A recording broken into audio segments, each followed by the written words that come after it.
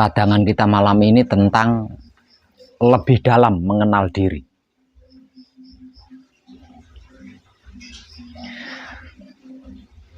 Mengenal diri, diri yang dimaksud adalah 3 hal, yaitu raga atau wujud, jiwa atau sukma, hidup atau ruh suci. Mengenal diri berarti mengenal raga, jiwa, dan hidup. Mengenal diri bermula dari 4 pertanyaan, yaitu dari mana aku, siapa aku, untuk apa aku, dan hendak kemana aku. Dari 4 pertanyaan inilah diri seorang manusia hidup diuraikan dengan sangat rinci dan detail.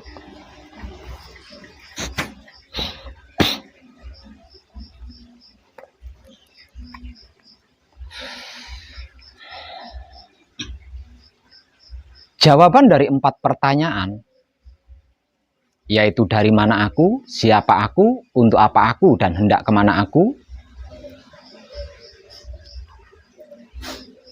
bermula dari bahan dan asal-usul raga atau wujud kita. Yang ketika itu, kakek moyang kita Adam dan nenek moyang kita Hawa mengalami kesulitan untuk mengenal wahyu pancagaib atau sedulur papat kalimo pancer. Dikarenakan sebelum waktunya sudah kemomoran atau sudah ternoda. Dikarenakan Adam dan Hawa yang mengalami kesulitan dalam mengenal wahyu pancagaib, yang tak lain dan tak bukan adalah sedulur papat kalimo pancernya kita sendiri, yang juga disebut-sebut sebagai jati diri manusia hidup yang sesungguhnya. Kemudian Tuhan menitipkan cinta kasih sayang kepada Adam, yang kemudian disusul lagi Tuhan menitipkan cinta kasih sayangnya kepada Hawa, yang kemudian cinta kasih sayang Tuhan yang dititipkan kepada Adam dan Hawa lalu digerakkan dan dimanunggalkan akibat dari kemanunggalan, kesadaran, rasa cinta kasih sayang Adam dan Hawa inilah wujud kita bermula dari anak cucu Adam dan Hawa tercipta.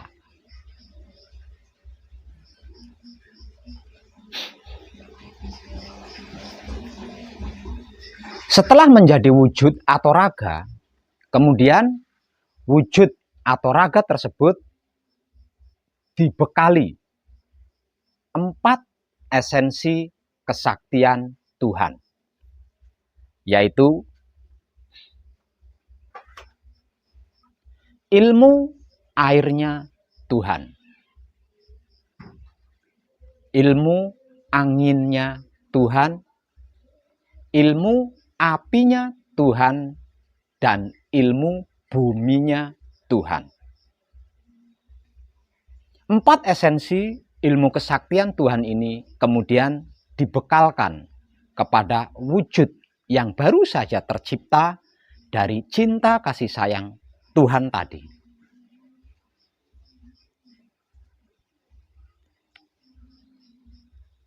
Kemudian yang ketiga atau langkah ketiga, Tuhan mengambil ruhnya sendiri. Setelah Tuhan mengambil ruhnya sendiri, kemudian Tuhan dan ruhnya sendiri tersebut mengadakan sebuah perjanjian, di mana di dalam perjanjian itu diperjanjikan sebuah kehidupan dari awal hingga akhir.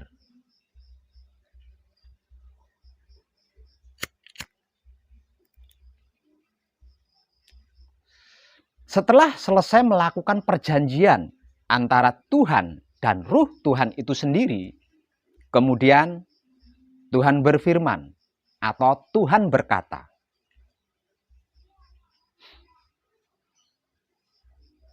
"Aku bertahta di dalam kepala Adam."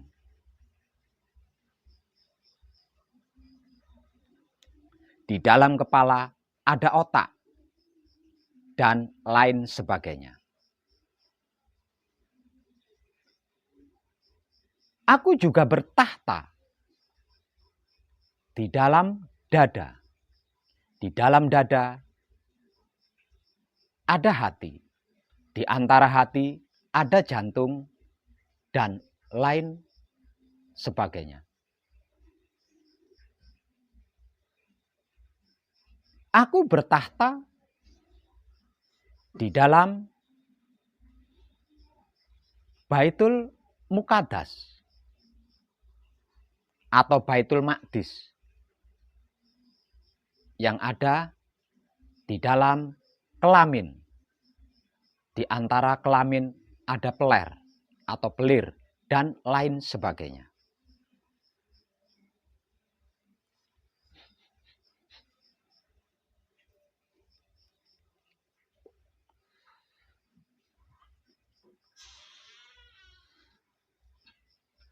Kemudian Tuhan juga berfirman atau berkata, "Aku beri kebebasan hidup kepadamu, kecuali satu yang tidak boleh engkau lupa, bahwasanya engkau adalah dariku, milikku, dan untukku." Secara simpel, dari apa yang sudah saya sampaikan, jelas sudah jawaban dari pertanyaan, siapa aku? Dari mana aku?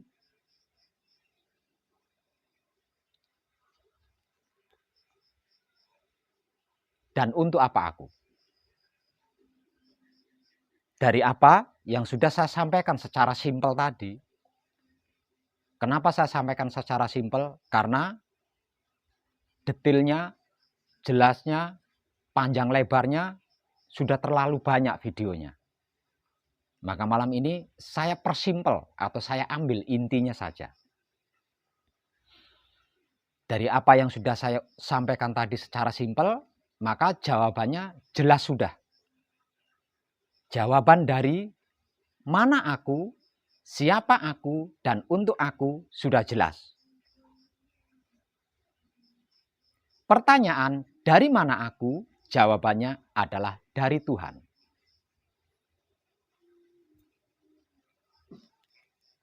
Pertanyaan, siapa aku? Jawabannya adalah wadah Tuhan. Dari pertanyaan, untuk apa aku? Jawabannya adalah untuk Tuhan. Sedangkan pertanyaan, hendak kemana aku? Jawabannya juga sudah menjadi jelas. Bahwa hendak manunggal kembali dengan Tuhan.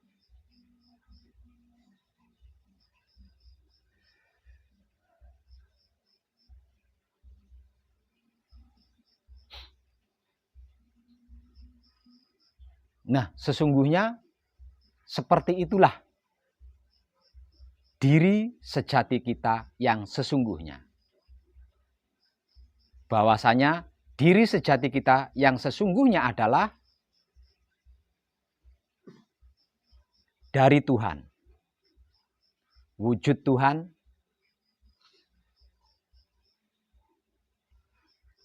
untuk Tuhan, dan manunggal dengan Tuhan.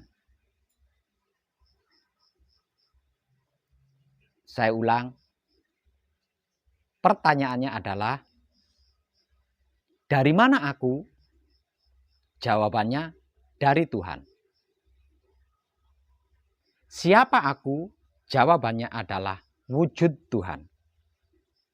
Untuk apa aku? Jawabannya adalah untuk Tuhan. Hendak kemana aku? Jawabannya adalah manunggal dengan Tuhan.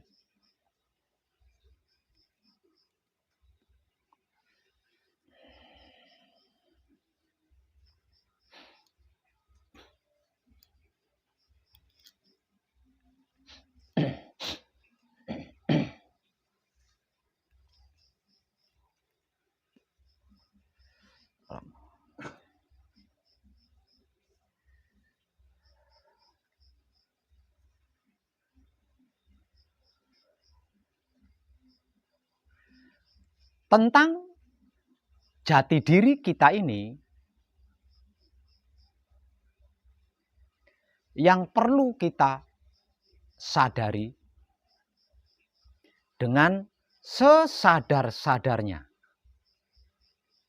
secara kontinu atau terus-menerus, tidak boleh lupa sama sekali,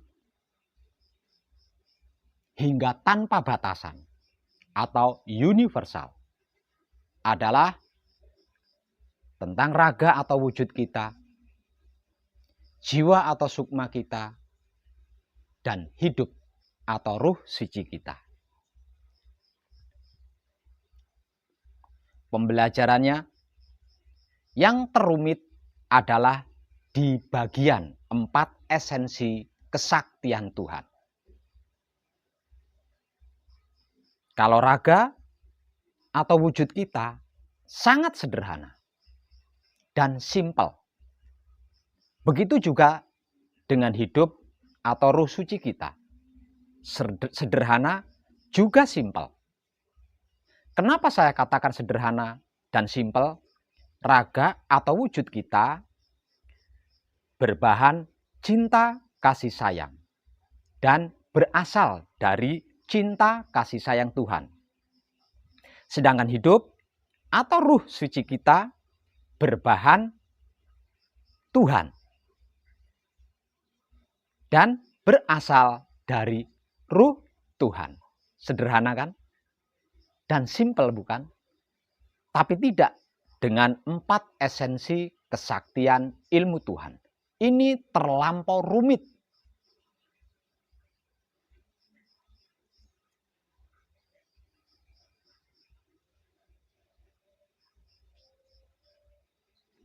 Dikarenakan selain penjelasannya harus tegas dan jelas, juga memiliki sejarah perjalanan yang amat sangat panjang.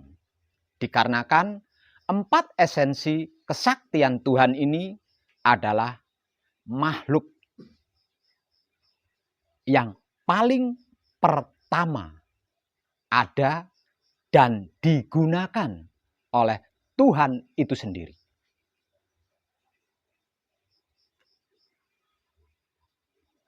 Jadi, secara simpel dan jelas, ketika Tuhan menciptakan apapun itu, maka yang digunakan oleh Tuhan adalah 4 kesaktiannya tersebut.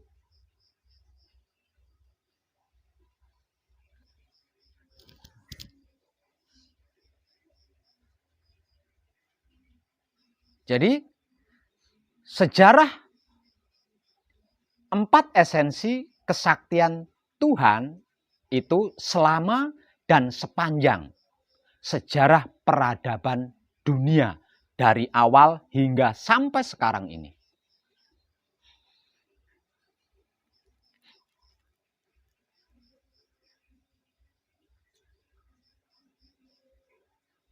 Untuk itu dibutuhkan ilmu pengertian, ilmu pemahaman, dan ilmu pengetahuan dalam perjalanan yang teramat sangat panjang.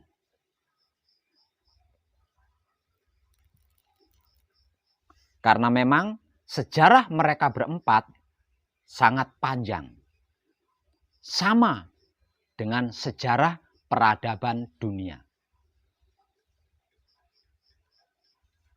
Keberadaan mereka berempat bersama-sama dengan awal keberadaan dunia. Bahkan bisa dikatakan sebelum dunia ini dicipta, mereka berempat sudah ada. Karena mereka berempat bersama Tuhan dan sedang digunakan oleh Tuhan untuk menciptakan dunia seisinya.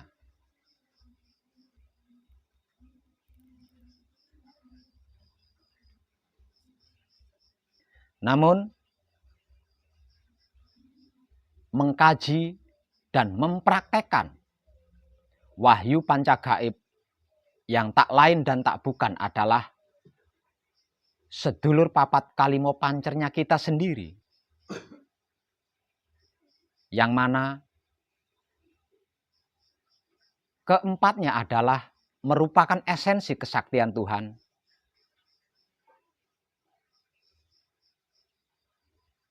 Saya sederhanakan.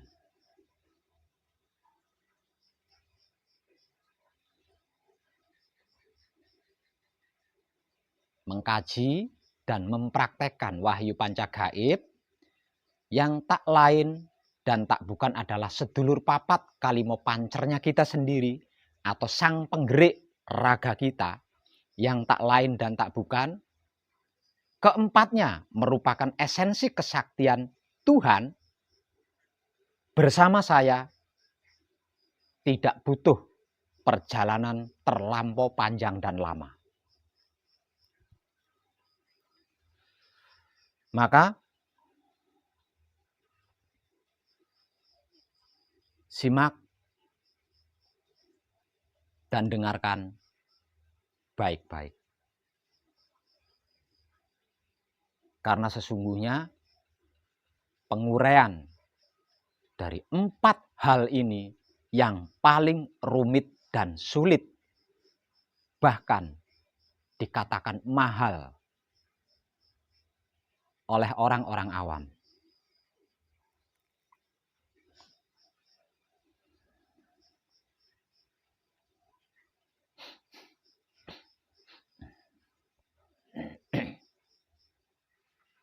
Kunci di dalam wahyu pancagaib yang tak lain dan tak bukan adalah saudara kita sendiri, yaitu mutmainah, berasal dari ilmu airnya Tuhan. Bertempat tinggal di kedua mata kita, berkiblat di timur, sikapnya manembahing kawula Gusti, dan sifatnya adalah pasrah kepada Tuhan.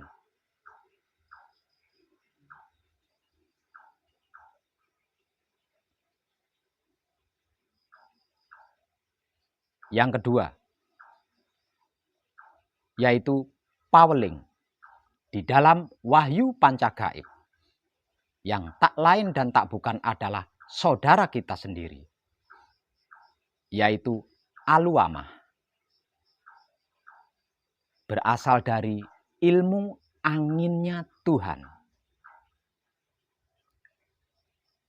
bertempat tinggal di hidung kita, berkiblat di selatan, sikapnya manunggaling kawula Gusti, sedangkan sifatnya adalah menerima keputusan Tuhan.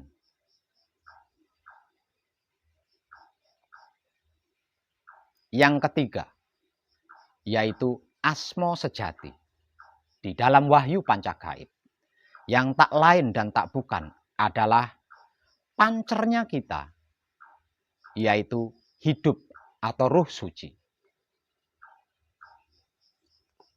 yang berasal dari Tuhan, bertempat tinggal di dalam jantung kita. Kiblatnya adalah diri kita. Sikapnya adalah mempersilahkan kuasa Tuhan, dan sikapnya adalah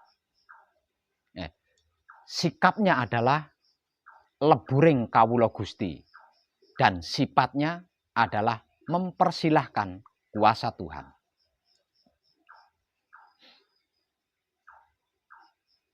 Yang keempat adalah mijil di dalam Wahyu Pancagaib, yang tak lain dan tak bukan adalah saudara kita sendiri, yaitu amarah.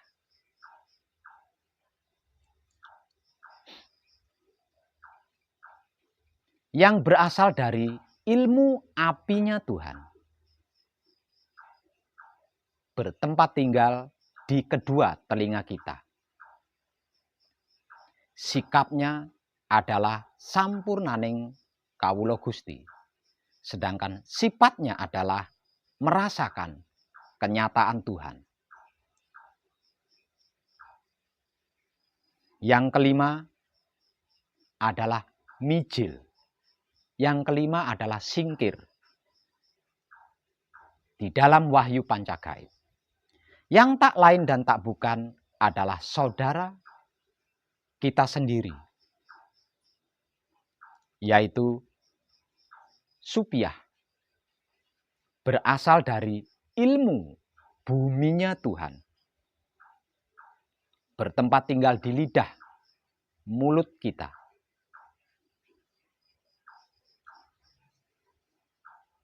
Sikapnya adalah sampurnaning patilan urip, dan sifatnya adalah menebar cinta kasih sayang Tuhan.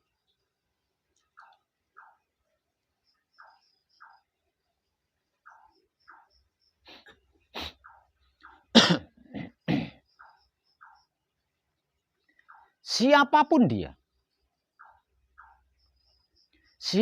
dia yang tidak pernah lupa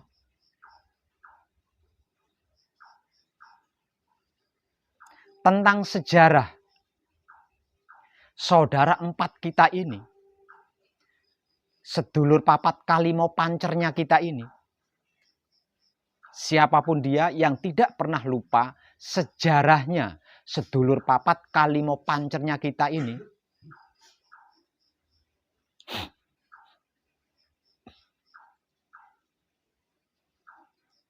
maka tidak ada bedanya antara hamba dan Tuhan.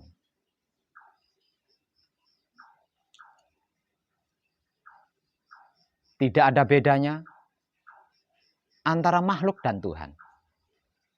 Dikarenakan makhluk adalah wadahnya dan Tuhan adalah isinya.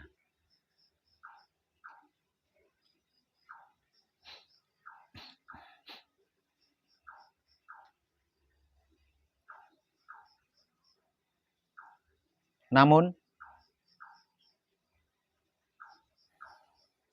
siapapun dia, sebelum dirinya tercerahkan dengan Wahyu Pancagaib, sebelum dirinya tercerahkan oleh Wahyu Pancagaib,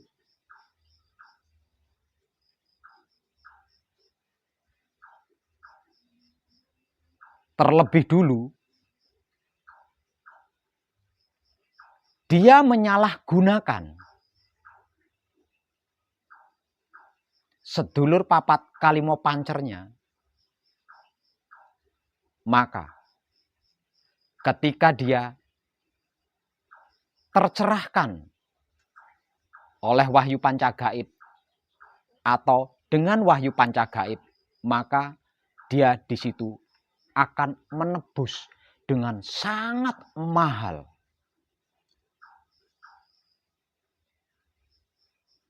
tebusannya sangat mahal. Semisal contoh, sebelum tercerahkan oleh atau dengan wahyu pancagaib, saya mempelajari pelajaran tentang sedulur papat Kalimo Pancer. Namun,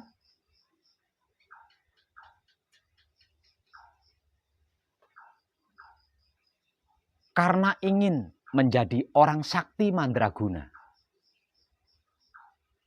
berarti saya sudah menyalahgunakan sedulur papat Kalimo Pancer kita. Suatu ketika saya tercerahkan oleh wahyu pancagaib atau dengan wahyu pancagaib, maka sejak pertama kali saya tercerahkan oleh atau dengan wahyu pancagaib, di situ saya akan menebus dengan sangat amat mahal. Semisal contoh lagi, sebelum saya tercerahkan oleh atau dengan wahyu pancagaib, saya pernah mempelajari ilmu sedulur papat Kalimo Pancer dengan teknik atau cara apapun itu. Namun tujuan saya ingin menjadi orang yang kaya raya. Berarti saya telah menyalahgunakan sedulur papat Kalimo Pancer kita. Sehingganya suatu ketika di saat saya tercerahkan oleh wahyu pancagaib atau dengan wahyu pancagaib, maka dimulai pada saat itu saya akan menebusnya dengan amat sangat mahal.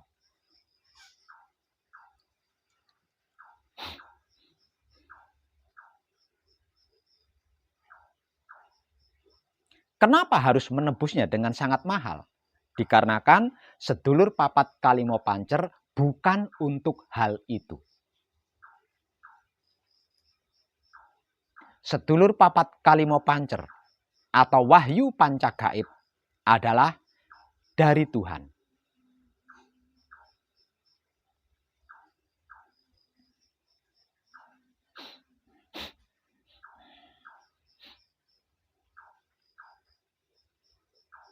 Milik Tuhan, untuk Tuhan, dan manunggalnya Tuhan. Seperti yang sudah saya sampaikan di awal tadi.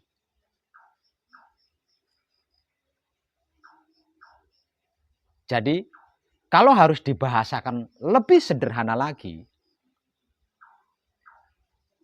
aku ini dari Tuhan. Aku ini wadah Tuhan.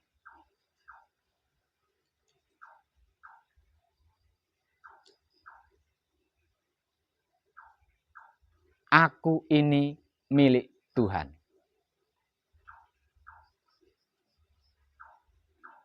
Dan aku ini manunggalnya Tuhan.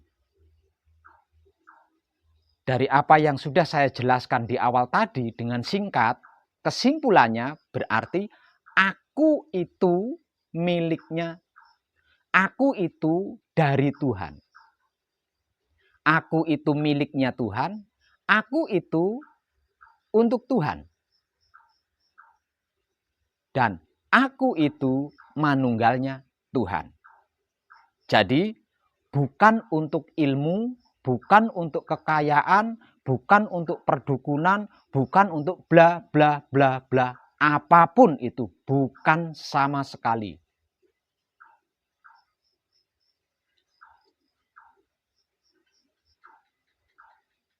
Sebab karena itu saya pernah memberikan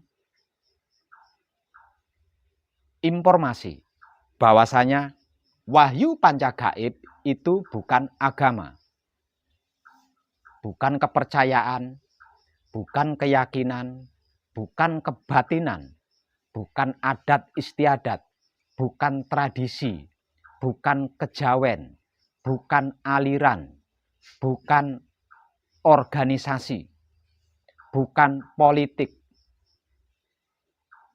bukan ilmu kesaktian, bukan ilmu pengobatan, bukan ilmu kanuragan, dan bukan semuanya.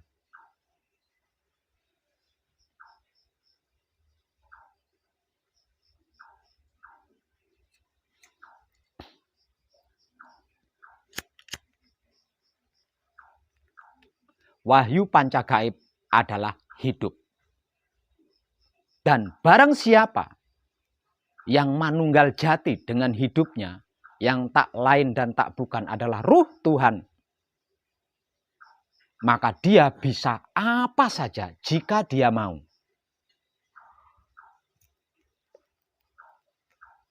Namun sebelum dia manunggal jati dengan hidupnya, pernah menggunakan hidup ini untuk itu dan ini, maka dia akan menebusnya dengan sangat mahal. Sebutan hidup sesungguhnya sedulur papat kita itu dalam keadaan manunggal dengan hidup. Sebelum sedulur papat atau saudara empat kita manunggal dengan hidup, hidup ini masih belum bisa disebut hidup. Dia masih dalam istilah Ruh Suci.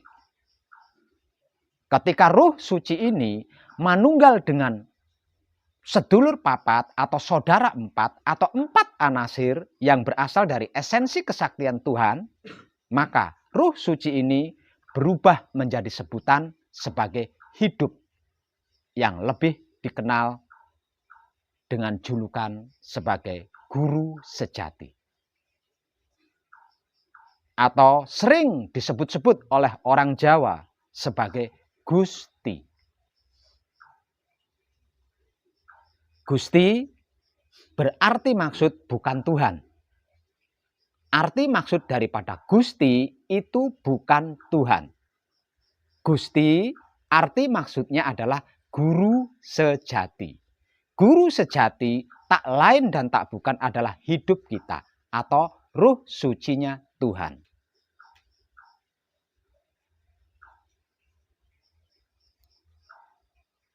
Gusti ini dua kali disebut di dalam bacaan kunci. Dengan apa yang sudah saya jelaskan, berarti ketika kita membaca bacaan kunci, sesungguhnya kita bukan memohon pengampunan kepada Tuhan. Sebab sama sekali kita itu tidak punya salah sama Tuhan. Tidak punya dosa sama Tuhan, tidak punya kotoran sama Tuhan. Salah kita kepada hidup kita. Luput kita kepada hidup kita. Kotoran kita kepada hidup kita. Sebab itu, di dalam bacaan kunci, permohonan pengampunan ditujukan kepada hidup, bukan Tuhan.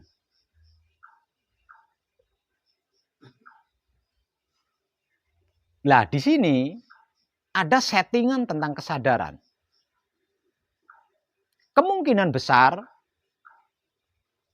tidak sedikit para putra kekudangane Rama ketika membaca bacaan kunci, kesadarannya menuju kepada Tuhan. Padahal makna yang terkandung di dalam bacaan kunci itu untuk hidup. Sebab itu kunci adalah kumpul nunggal suci. Apapun yang kumpul nunggal suci berarti hidup.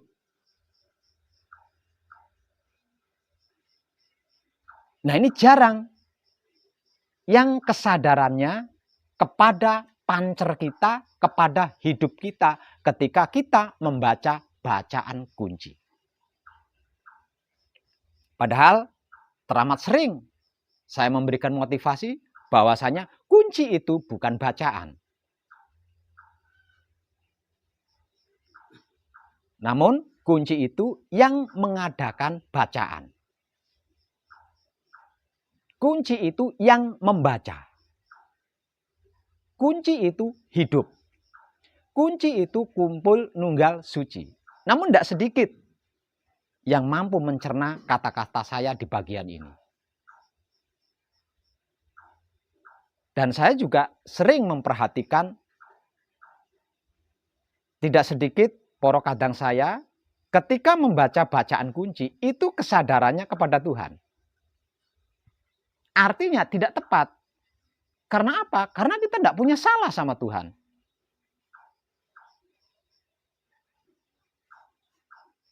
Kita tidak punya dosa sama Tuhan. Kita tidak punya luput sama Tuhan. Kenapa saya katakan kita tidak punya dosa kepada Tuhan? Kenapa saya katakan kita tidak punya salah sama Tuhan? Kenapa saya katakan kita tidak punya luput sama Tuhan? Lawang yang menggerak-gerikkan kita itu Tuhan. Hah? Gerak-gerik kita itu adalah gerak-gerik Tuhan. Tuhan berkata, ketika tanganmu melempar batu, jangan kau kira itu kamu yang melempar. Itu aku yang melempar. Hanya saja aku menggunakan tanganmu. Berarti seluruh gerak-gerik kita adalah Tuhan yang menggerakkan, Tuhan yang menggerikkan. Lah kalau gerak-gerik kita seluruhnya adalah gerak-gerik Tuhan, letak salah kita di mana? Letak dosa kita di mana? Letak luput kita di mana?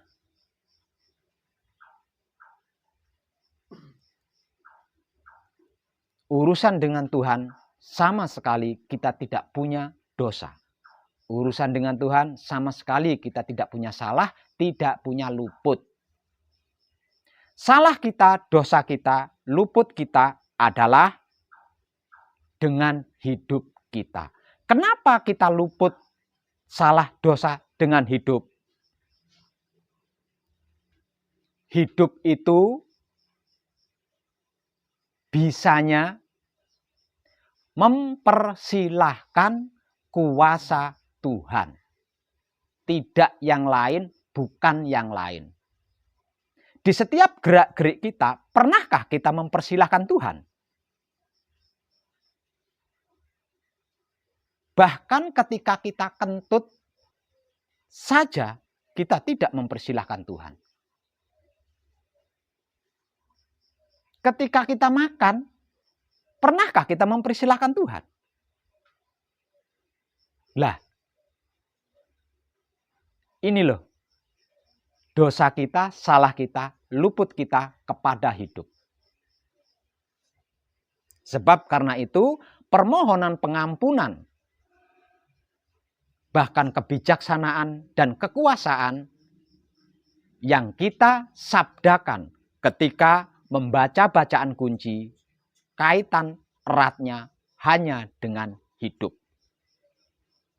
Dikarenakan bacaan kunci adalah bahasa roh, maka hidup disebut sebagai Gusti atau guru sejati.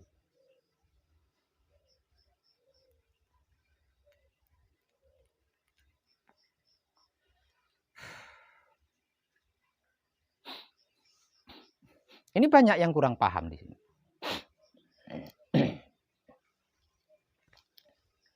Padahal jika kesadaran kita sudah kontinu dan universal, di bagian ini sesungguhnya sangat mudah untuk diketahui.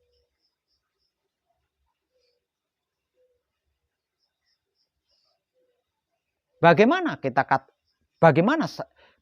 tidak saya katakan mudah di bagian ini untuk diketahui jika kesadaran kita kontinu dan universal? Dalam bacaan kunci, kita memohon pengampunan kepada Gusti. Tapi kenapa di dalam mijil soannya kok tidak kepada Gusti? Harusnya jadi perenungan di situ. Harusnya menjadi perenungan bersama di situ. Kalau kunci itu kaitannya dengan Tuhan, harusnya di dalam mijil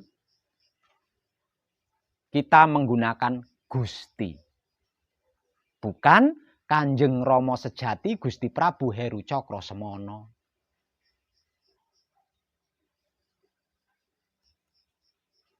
Nah, kalau kunci itu kaitannya dengan Tuhan, maka bacaan kunci ayat pertama dan ayat kedua bunyinya sebagai berikut.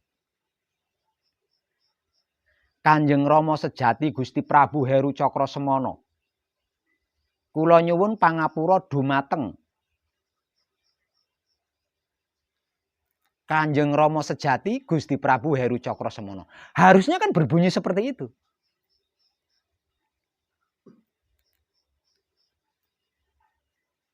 Namun dalam kenyataannya tidak. Di dalam bacaan kunci, Gusti yang tersabda. Namun di dalam mijil yang tersabda adalah Kanjeng Rama sejati Gusti Prabu Heru Cakrasemana. Artinya antara Gusti dengan Kanjeng Rama sejati Gusti Prabu Heru Cakrasemana ini ada perbedaan.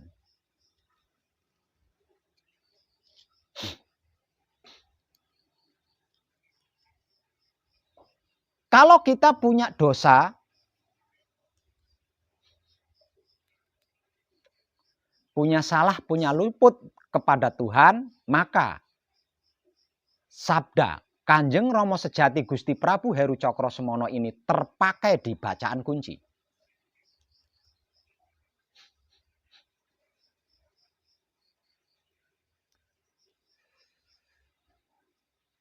Kalau kita punya salah, punya dosa, punya luput kepada Tuhan, harusnya di dalam mijil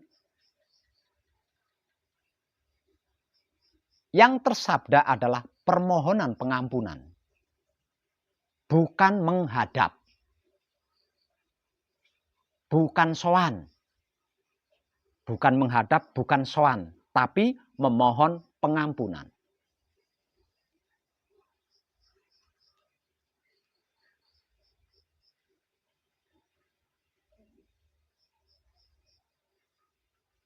Malam ini saya menginformasikannya tanpa tedeng aling-aling. Dikarenakan sudah cukup saya menyaksikan poro kadang saya tidak tepat di bagian hal ini.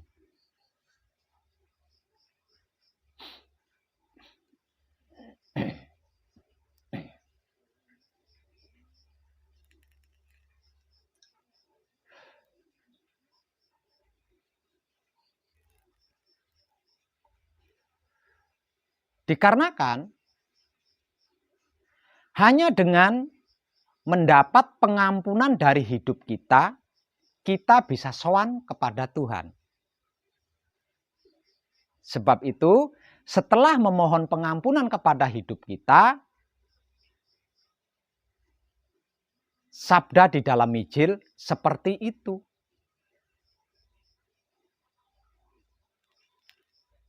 Dan ini terlepas dari yang namanya disadari atau tidak disadari.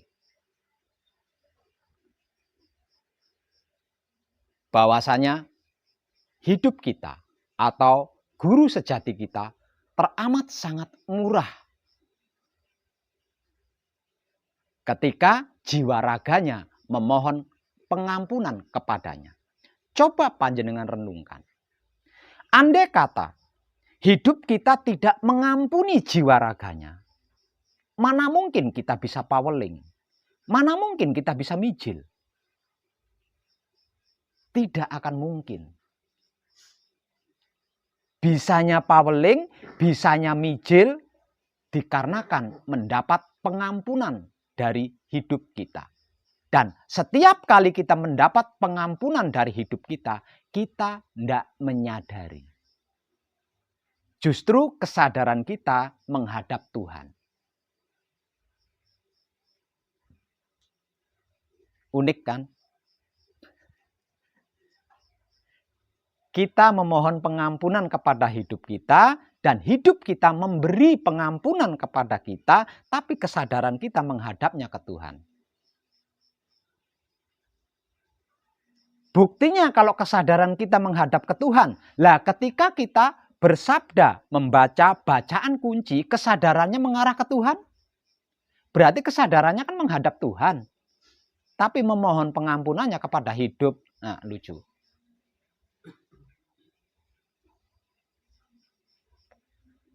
Walau begitu, hidup kita tetap mengampuni. Kurang apa coba? Walau begitu, itu padahal benar-benar simpang siur kan? benar-benar simpang siur. Jiwa raganya memohon pengampunan kepada hidup. Kesadarannya mengarah kepada Tuhan. Sudah nggak ketemu kan di situ. Tapi hidup kita tetap mengampuni. Buktinya kalau hidup kita tetap mengampuni, kita bisa powerling, bisa mijil. Coba kalau hidup kita tidak mengampuni. Tidak akan mungkin bisa powerling, tidak akan mungkin bisa mijil.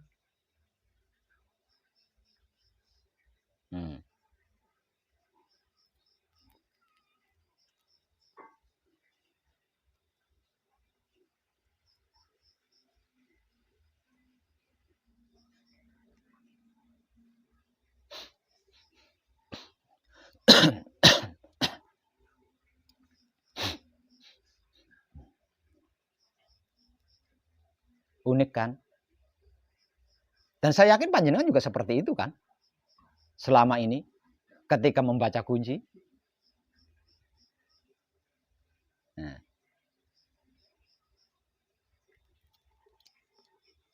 Kalau bahasa saya sederhana. Dalam seluruh hal, ketika ada orang lain, suara yang muncul dari mulut saya adalah Romo. Siapakah Romo? Romo adalah roh mono. Roh mono adalah hidup.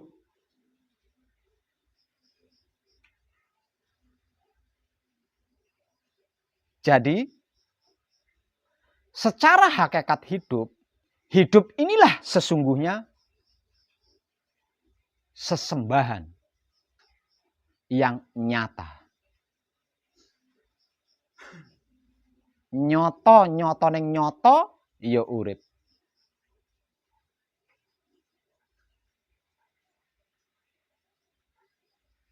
Tapi selama hidup kita tidak pernah terkoneksi gitu. Tidak pernah terkoneksi.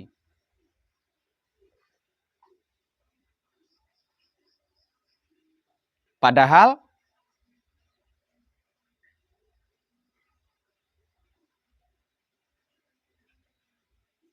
kalau harus diperbandingkan,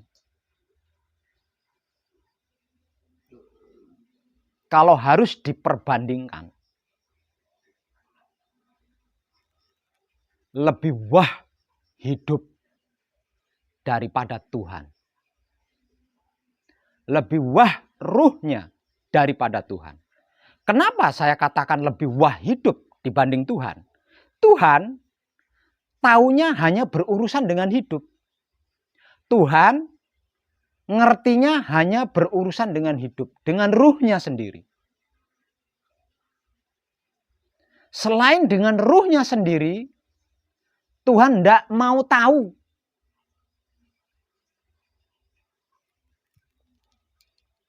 Tuhan tidak mau tahu. Bahkan ada salah satu firman di dalam Alkitab yang menjelaskan, sungguh aku tidak mengenal doa dari seorang hamba jika tidak melalui ruhku. Artinya Tuhan itu tidak peduli dengan apapun. Dia hanya taunya ruhnya sendiri. Dia hanya tahu ruhnya sendiri, apapun itu. Dibebankan dan ditanggungjawabkan kepada ruhnya sendiri. Artinya Tuhan hanya tahu satu titik. Tapi tidak dengan ruh Tuhan. Tidak dengan hidup. Hidup, tanggung jawabnya adalah alam semesta seisinya. Seluruh pergerakan dan pergerikan alam semesta seisinya harus mampu dan bisa disadari oleh hidup. Karena jika tidak, apa yang akan dilaporkan oleh hidup kepada Tuhan? Apapun itu harus bisa dilaporkan oleh hidup kepada Tuhan. Apapun itu, bagaimanapun itu harus mampu, harus bisa dilaporkan kepada Tuhan oleh ruhnya Tuhan itu sendiri. Jika tidak, maka hidup itu akan bertanggung jawab. Maka seumur hidup Nah ini. Terlampau banyak bukan yang tidak kita sadari. Seumur hidup terlampau banyak kan yang tidak kita sadari. Bagaimana tidak berat beban hidup kita. Dikarenakan sebegitu banyaknya yang tidak mampu disowankan oleh hidup kita kepada Tuhan.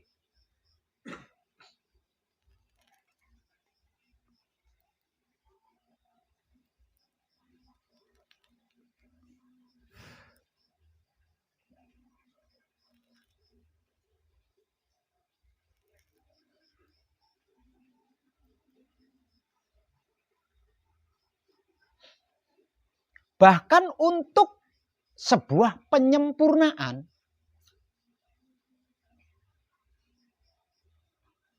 kita butuh pengampunan dari hidup. Apalagi yang lain. Apalagi yang lain. Tentang kesempurnaan hidup dan mati. Tentang kesempurnaan dunia akhirat. Tentang kesempurnaan apapun itu. Harus mendapat stempel pengampunan terlebih dahulu dari hidup. Ini terbukti dari sabda bacaan singkir.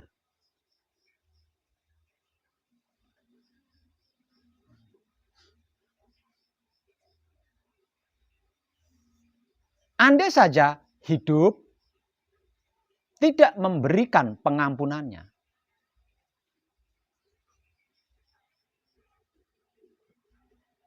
tentu sabda bacaan singkir hanya mampu terjadi sampai di kulo sejatine satrio. Setelah itu tidak bisa berlanjut. Ewuh ndene, walau seperti itu, hidup tetap mengampuni. Padahal ketika kita menyempurnakan sesuatu, kesadaran kita kepada Tuhan. Jiwa raga kita memohon pengampunan kepada hidup kita. Walaupun tidak ketemu, berselisih di jalan, hidup kita tetap memberikan pengampunan. Sehingganya kita bisa menyempurnakan apapun itu. Coba panjenengan renungkan.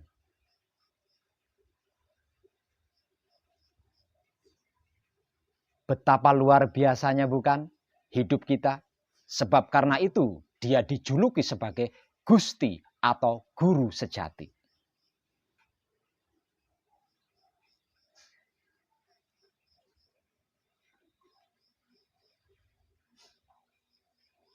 Nama Tuhan yang ke-100.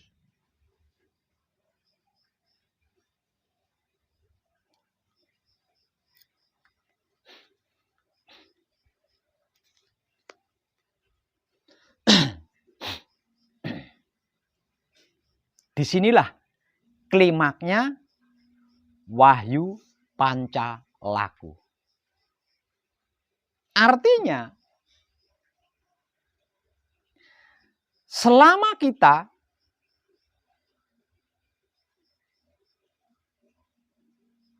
belum bertabrakan dengan hidup, maka selama itu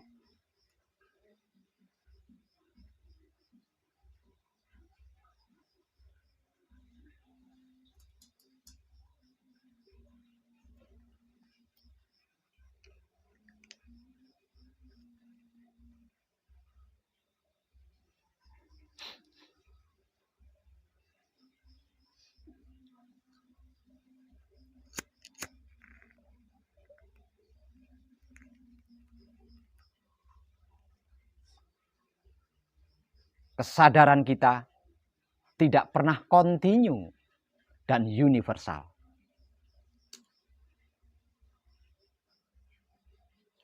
Bagaimana mungkin kesadaran kita bisa kontinu dan universal?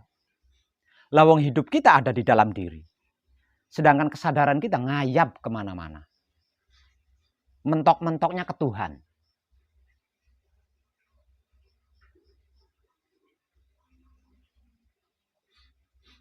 Jadi di luar ketelitian kita, di luar kejelian kita, kita sudah memutus kesadaran kita sendiri yang sedang kita usahakan untuk kontinu dan universal.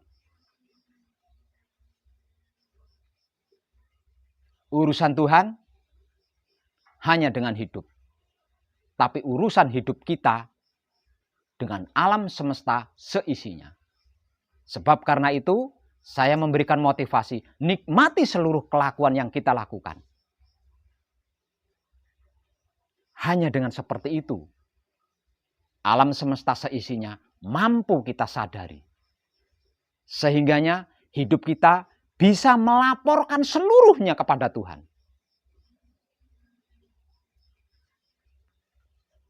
Nah, kalau seluruhnya bisa dilaporkan, datanya kepada Tuhan, ya nggak ada yang tidak tersempurnakan. Tidak ada yang tidak tersempurnakan.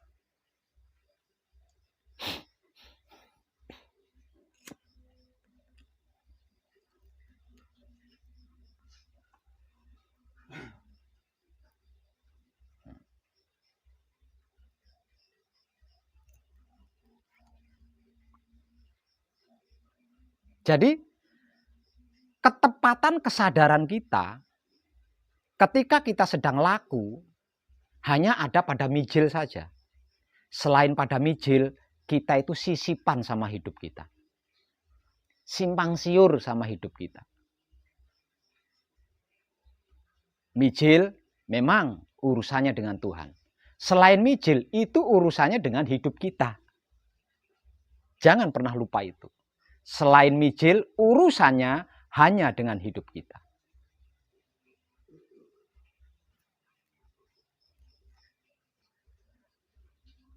Bahkan itu pun hanya di mijil sowan. Tidak semua mijil itu urusannya dengan Tuhan. Urusan Tuhan itu hanya ada di mijil sowan. Urusan Tuhan hanya mijil sowan. Selain mijil sowan dan lain-lainnya itu urusannya dengan hidup kita, dengan guru sejati kita, dengan ruh sucinya Tuhan. Jadi mulai malam ini, setelah saya berikan informasi tanpa tedeng aling-aling ini, jangan lagi simpang siur dengan hidupmu.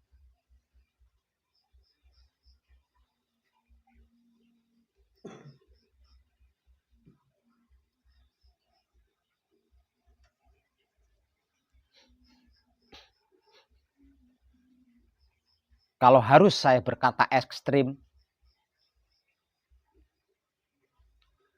harus saya berkata ekstrim, apapun itu, sambat atau urip, ojo sambat Tuhan. Karena Tuhan tidak tahu urusannya dengan kita. Tuhan tidak tahu urusannya dengan kita. Tuhan taunya hanya berurusan dengan hidup kita. Tidak dengan jiwa raga kita.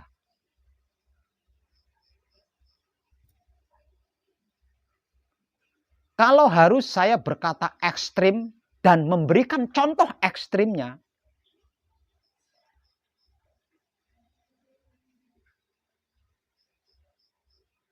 kalau mau berdoa, minta duit, maka katakan, hidup aku minta duit. Bukan Tuhan aku minta duit. Ekstrim bukan? Tuhan aku minta duit.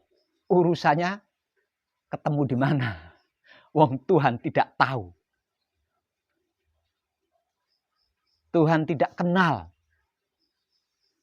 Tuhan taunya hanya hidup kita. Tuhan kenalnya hanya hidup kita. Dan semuanya, segalanya, seluruhnya itu sudah diserahkan kepada hidup kita.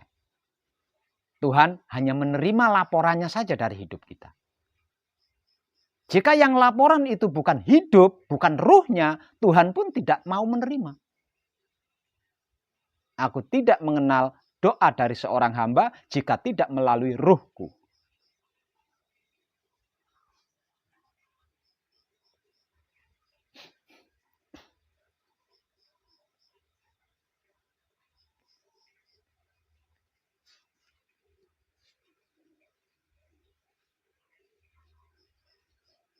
Bahkan tentang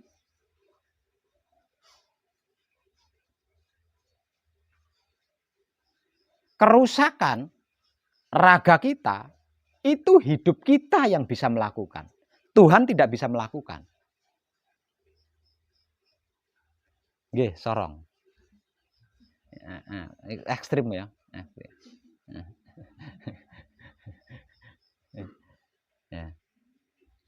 Bahkan tentang kerusakan raga kita, yang bisa melakukan itu hidup kita, bukan Tuhan kita. Mana ada orang mati dikatakan, Tuhannya keluar. Enggak ada. Orang mati, hidupnya yang keluar. Bukan Tuhannya yang keluar. Artinya, kerusakan wujud manusia itu hanya hidup yang mampu melakukan. Yang mampu merusak dan yang mampu memperbaiki hanya hidup kita. Bukan Tuhan. Tuhan tidak tahu urusannya.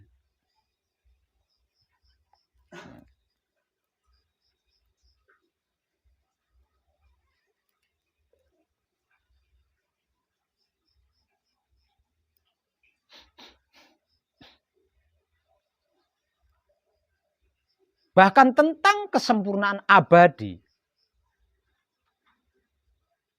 yang sedang kita kaji bersama. Itu pun manunggalnya dengan hidup, bukan dengan Tuhan. Lebih ekstrim lagi nih.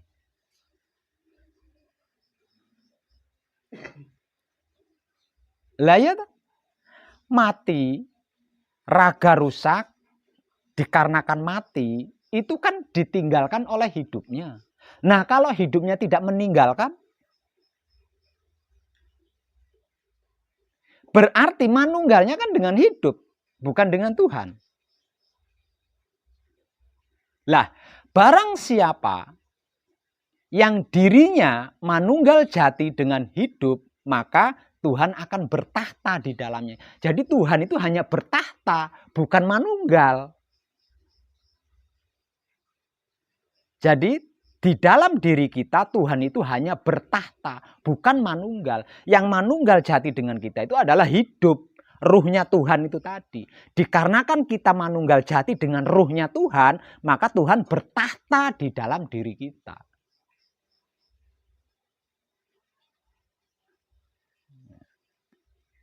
Lah kalau harus dibahas, hebat mana coba?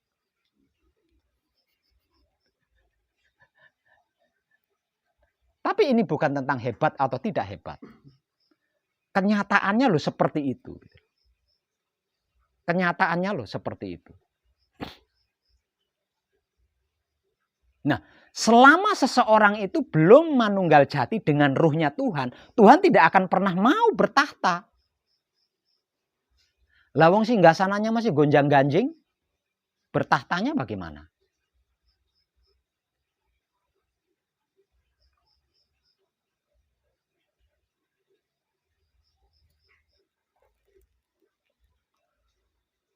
Dari sini kita bisa mengambil kesimpulan bahwa Baitul Makmur adalah otaknya hidup, bukan otaknya raga kita. Baitul Muharram adalah hatinya hidup, bukan hati kita. Baitul Muqaddas atau Baitul Maqdis adalah kelaminnya hidup, bukan kelamin kita. Lah buktinya, kalau kita belum manunggal jati dengan hidup, Tuhan tidak bertahta.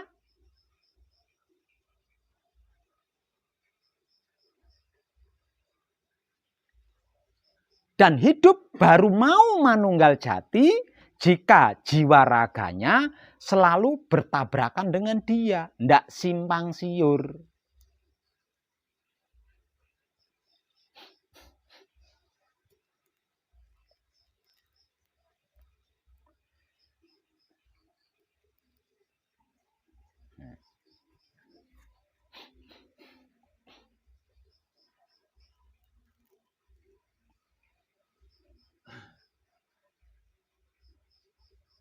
Jadi mulai malam ini,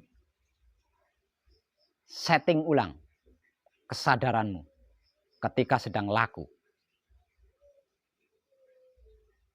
Boleh kesadaranmu mengarah ke Tuhan jika di tahapan mijil sowan.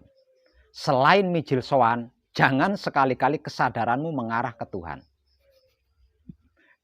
Karena itu adalah hak hidup. Dan hidup, jangan lupa, ada di dalam diri kita, bukan di luar diri kita.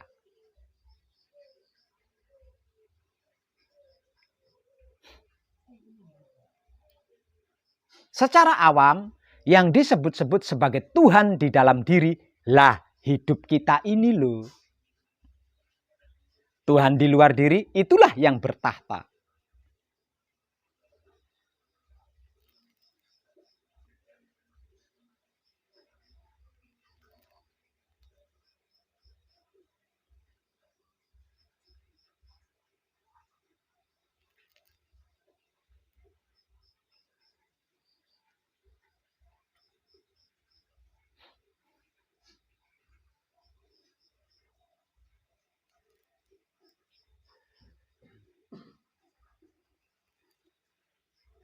Ketika palungguh pambuka atau palungguh jati, ketika kunci, ketika paweling,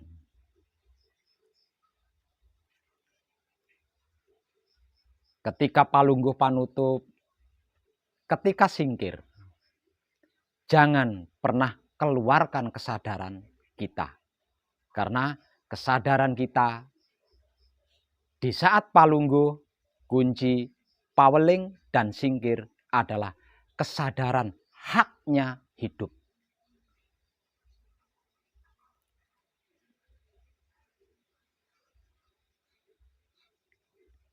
Sebab karena itu, beliau M.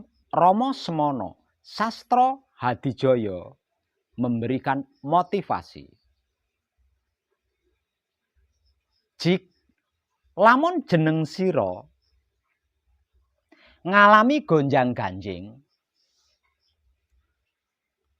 sambato urip. Jika engkau mengalami masalah yang teramat sangat,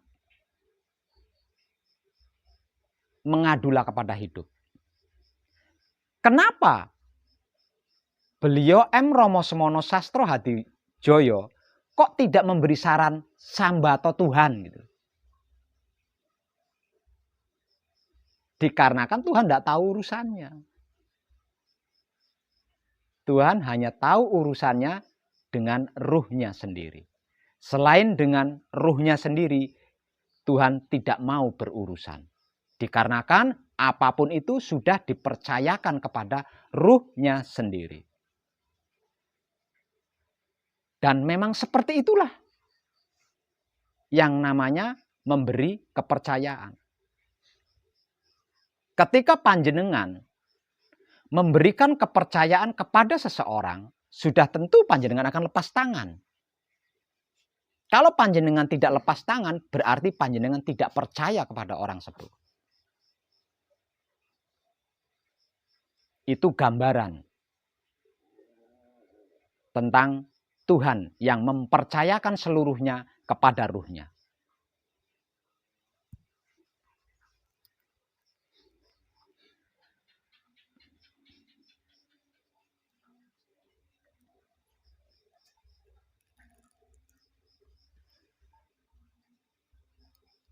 Dan kenyataannya memang benar kan? Tanpa adanya hidup di dalam diri kita, kita tidak bisa apa-apa kan? Kenyataan realnya kan seperti itu. Namun kenapa? Dengan banyaknya kaca benggala, dengan kejadian-kejadian yang bisa kita jadikan sebagai cermin, kok kita tidak nyadar? Kita tetap ngebet menuju Tuhan. Padahal tanpa adanya hidup di dalam diri kita, apapun kita tidak bisa.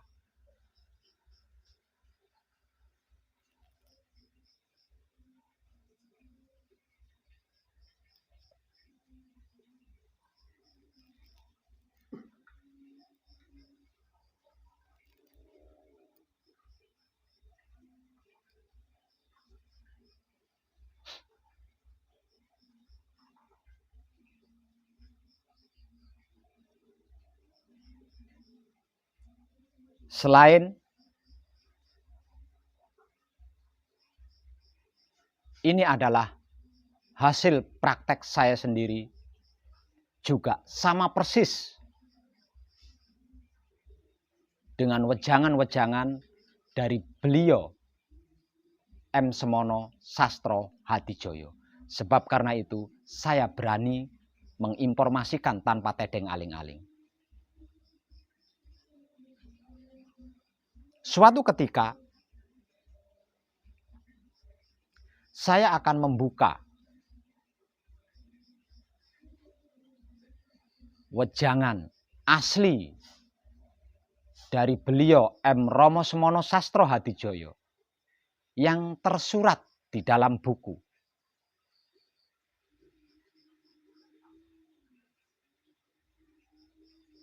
Dan akan saya terjemahkan dengan bahasa paling sederhana.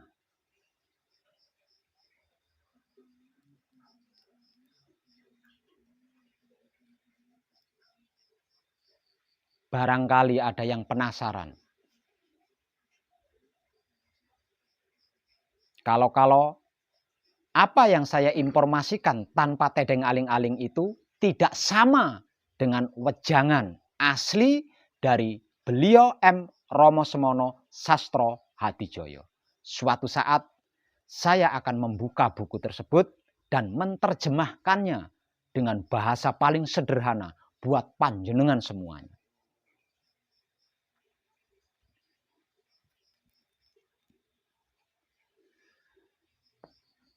Namun ini akan tetap dicerna sulit oleh orang-orang yang pernah menyalahgunakan fungsi sedulur papat kalimo pancer dengan sengaja. Seperti yang sudah saya jelaskan di awal tadi. Mempelajari sedulur papat kalimo pancer digunakan untuk ilmu kesaktian, untuk kekayaan, untuk adigung, adigang, adiguno, untuk perdukunan, untuk pertap dan lain sebagainya. Tetap akan dicerna dengan sulit. Itulah arti maksud harus membayar mahal.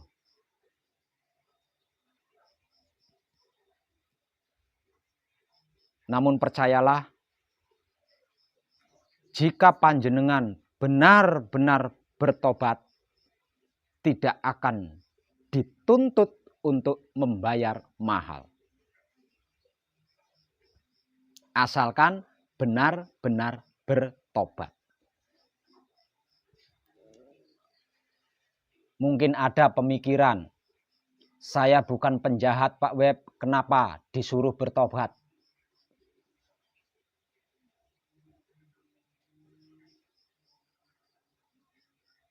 Saya bukan penjahat Pak Web, kenapa harus bertobat? Bertobat yang dimaksud oleh hidup bukan bertobat karena penjahat, karena kejahatan. Bertobat dari seluruh kelakuan yang tidak kita sadari.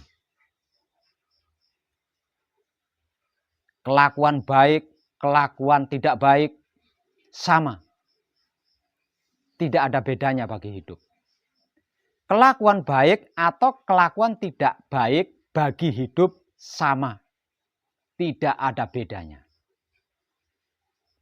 Kenapa?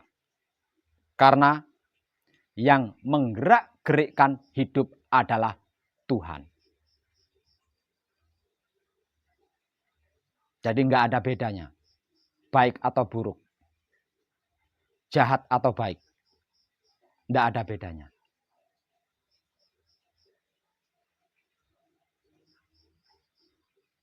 Menjadi berbeda jika baik itu kita sadari, tidak baik juga kita sadari. Lah, itu baru berbeda. Karena apa? Karena kebaikan yang dilakukan menjadi sempurna, ketidakbaikan pun yang dilakukan tetap menjadi sempurna. Nah, itu yang diingini oleh hidup kita. Dengan seperti itu, hidup kita bisa melaporkan datanya kepada Tuhan.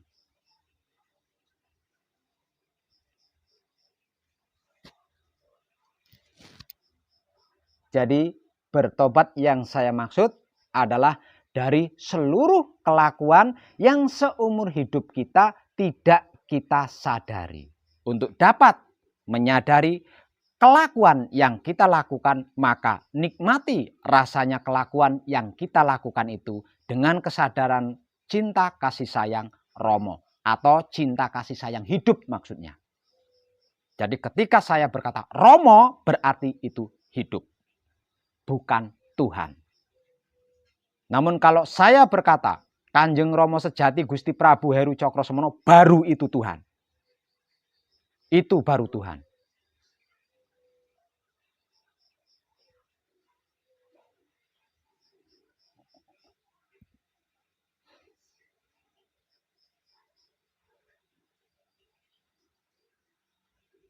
Dan mungkin dari sinilah, di bagian inilah, panjenengan-panjenengan yang sudah selesai manekung, panjenengan-panjenengan yang sudah selesai gembleng, mengalami kesulitan untuk sampai di keadaan ketika saya menemani panjenengan mencapai suci. Dikarenakan kesadaran panjenengan tidak pernah tabrakan sama hidup panjenengan. Kesadaran panjenengan tidak pernah bersentuhan dengan hidup panjenengan. Kesadaran panjenengan selalu ngayap kepada Tuhan. Sementara Tuhan berada di dalam semesta alam seisinya. Ngayapnya kemana kesadaran panjenengan? Mencari Tuhannya. Lawang Tuhan itu di alam semesta seisinya.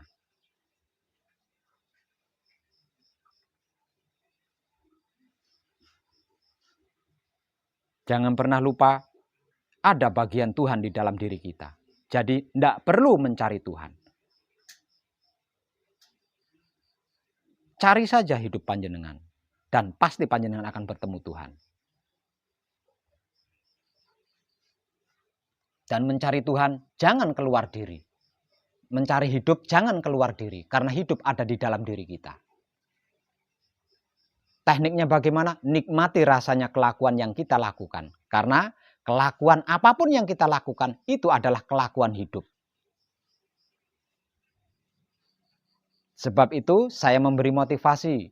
Nikmati rasanya kelakuan yang kita lakukan. Sebab apapun kelakuan yang kita lakukan itu adalah kelakuan hidup.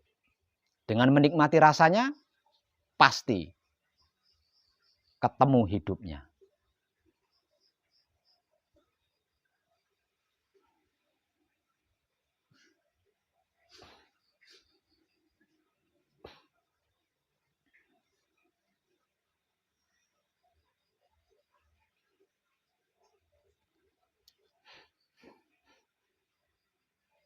Dari sini Romo Semono Sastro Hadijoyo berkata, nyoto-nyotoning nyoto sesembahan yo amung urip. Arti maksudnya nyata-nyatanya kenyataan yang disembah adalah hidup.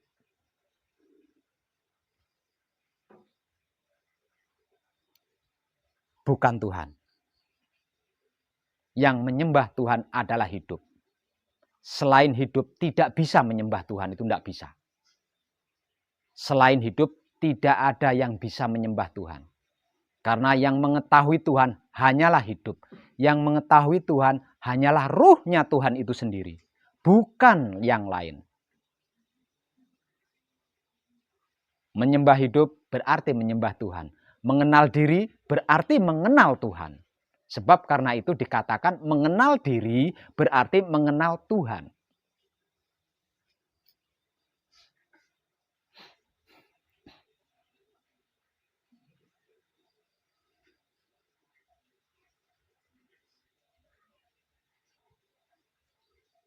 Kata-kata mengenal diri berarti mengenal Tuhan tidak jauh dari kata-kata Menyembah diri berarti menyembah Tuhan. Memuja diri berarti memuja Tuhan. Memuji diri berarti memuji Tuhan. Diri yang dimaksud adalah hidup. Berbeda dengan diri yang tadi yang saya jelaskan.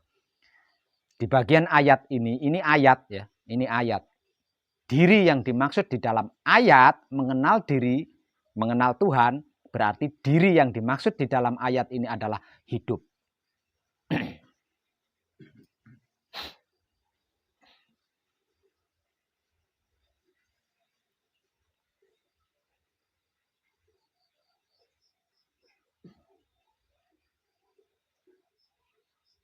Jadi benahi kesadaran panjenengan sebelum hidup panjenengan tidak memberikan pengampunan lagi.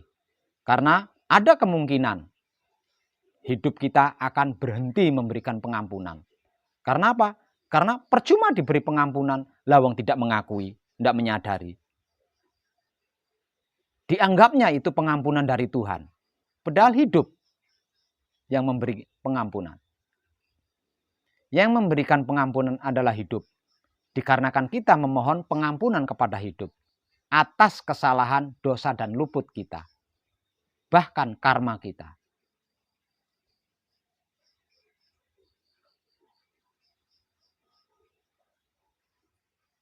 Kalau Tuhan tidak pernah memberikan pengampunan. Karena seluruh pengampunan, tidak ada satupun yang Tuhan kenal.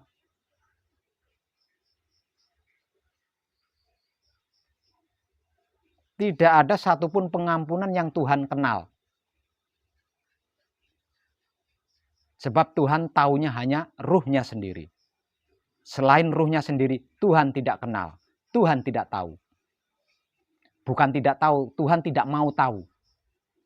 Selain ruhnya sendiri, Tuhan tidak mau tahu.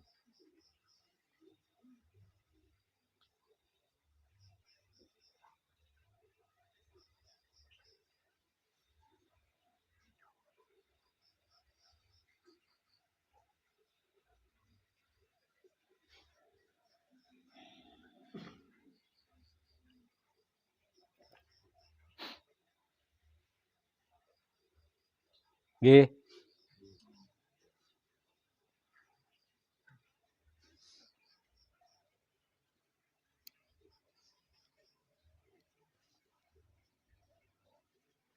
Dan sesungguhnya apa yang sudah saya sampaikan dari awal sampai saat ini tadi itu tidak sepele.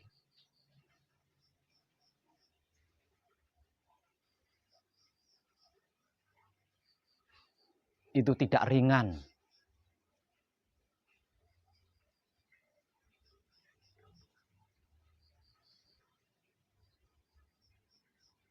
Namun saya sederhanakan.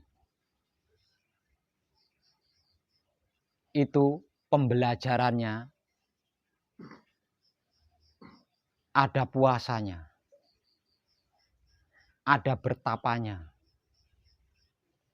ada ubur rampenya, ada syarat-syarat tertentu yang jika gagal dilakukan tidak bisa mendapatkan wejangannya.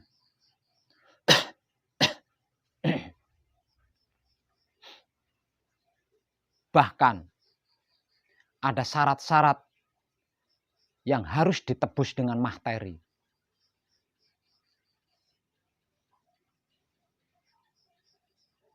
Itu pun membutuhkan waktu yang sangat lama.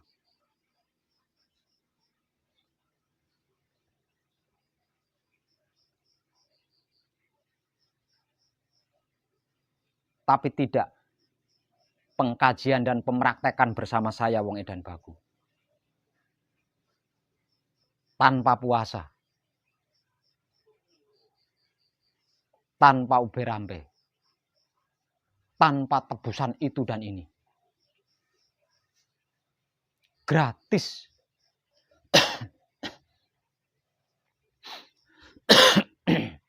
Dan bisa didapatkan seluruhnya sekali duduk saja.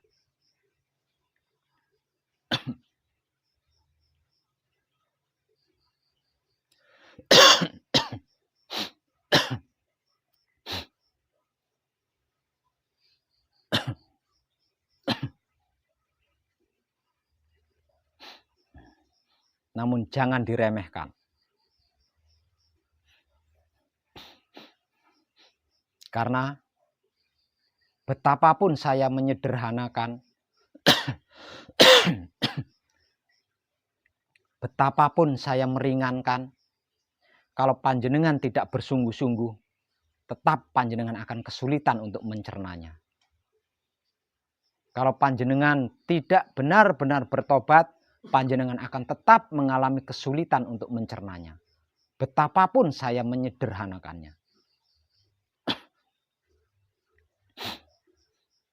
Dan ingat, jangan lupa, semua yang sudah saya uraikan tadi hanya dapat dikaji dan dipraktekkan dalam keadaan berkesadaran. Ingat diri dan bersungguh-sungguh. Seperti yang sudah teramat sangat sering saya informasikan tanpa tedeng aling-aling sebelumnya.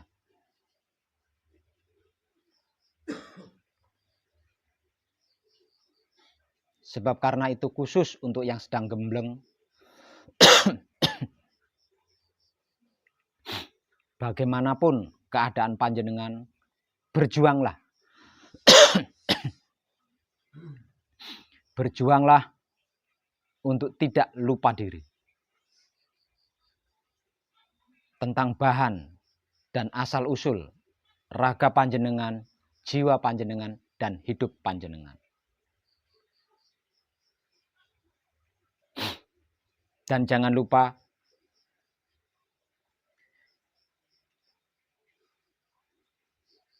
di dalam patrap penentu panjenengan adalah diam. Di dalam laku penentu panjenengan adalah kesadaran. Keberhasilan panjenengan menyadari kelakuan panjenengan itu akan meringankan gembleng panjenengan. Apapun pergerakan panjenengan, bagaimanapun pergerakan panjenengan, berusahalah untuk bisa menikmati rasanya.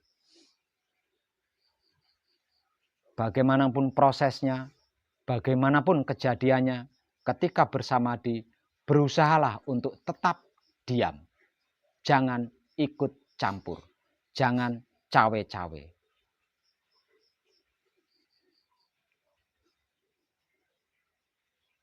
Dan ada tambahan malam ini,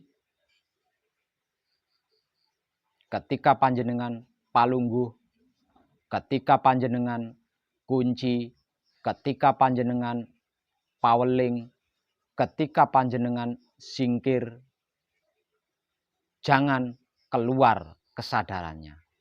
Karena itu kesadaran untuk hidup panjenengan.